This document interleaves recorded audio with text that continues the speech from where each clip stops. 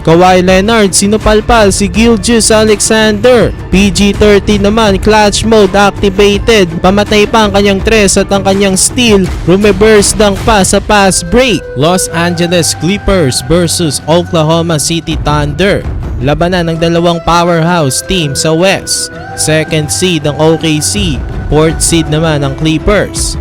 Walang big ulit ngayon para sa Clippers. Expected 4 weeks pa siya mawawala sa lineup dahil sa isang calf strain.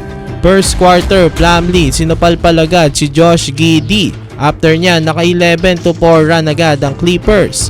James Harden gumagawa agad ng impact sa opensa ng Clippers, scoring man o playmaking, lob pass kay Plumlee. Kawhi Leonard naman, pinaydawayan lang si Jalen Williams. Pero ang OKC agad-agad din naman nakahabol sa pangunguna ni Shai Gilgeous-Alexander. Lu Dort pinalamang sila around 5 minutes ng first sa kanyang 3-pointer. First lead ng OKC ito sa ball game. After niya naging back and forth na ang laban. Amir Coffey tinapos ang first quarter sa kanyang 3-pointer. Lamang ang Clippers at the end of the first 35-30. Second quarter, Kayson Williams naistilan si Harden tapos nakadakdak siya sa pass break. James Harden naman sumagot ng 3. Monster dunk naman by the rookie Chet Holmgren.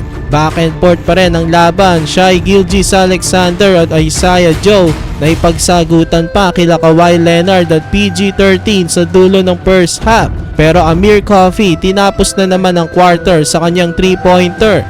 At the half, Clippers pa rin ang lamang 65-61. May 11 points na agad si Harden at Kawhi Leonard dito sa first half. Third quarter, uminit agad ang Big 3 ng Clippers. PG-13 at Harden, mid-range at 3-pointer. Kawhi Leonard naman isang monster dunk. Napa-timeout ang Thunder kasi lamang na ng 9 points ang Clippers, 75-66. Off the timeout, Chet Holmgren nasupalpal pa ni Terrence Mann. Pero after niya, agad naman nakahabol ang OKC. May 11-4 run ang Thunder. Naka N1 play si Shai. 3 pa kay Isaiah Joe. Baba na lang sa dalawang lamang ng Clips, 79-77. Napa-timeout na rin tuloy si Coach Ty Lue dahil dyan.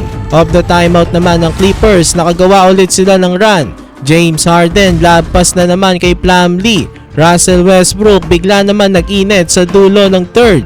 Natapos tuloy ang third frame, labang pa rin ang Clippers, 99-89. Fourth quarter, ito na naman ang OKC, Jalen Williams, 4 straight points. After niyan, tuluyan ng umarangkada ang Thunder. Aaron Wiggins, magic bunot sa kanila, nag-step up dito sa fourth quarter. Naikat na ng OKC sa isang kalamangan ng Clippers, 107-106. Nagawa nila ang kanilang run nang wala pa ang kanilang best player na si Shai Gilgeous-Alexander. Tapos nakalamang ng OKC around 3 minutes sa corner 3 ni Jalen Williams. Ngayon lang ulit nakalamang ang OKC. Last lead pa nila ay nung first quarter. Pero hindi naman nagpatinag ang Clippers. Kawhi Leonard binutata si Shai. PG-13 naman, clutch mode activated. Mabibigat na baskets ang pinakawalan ni PG-13 sa last 2 minutes ng fourth. Pamatay pa ang kanyang 3 at ang kanyang steal. Reverse dunk pa sa pass break. Nanalo tuloy ang Clippers sa score na 128-117.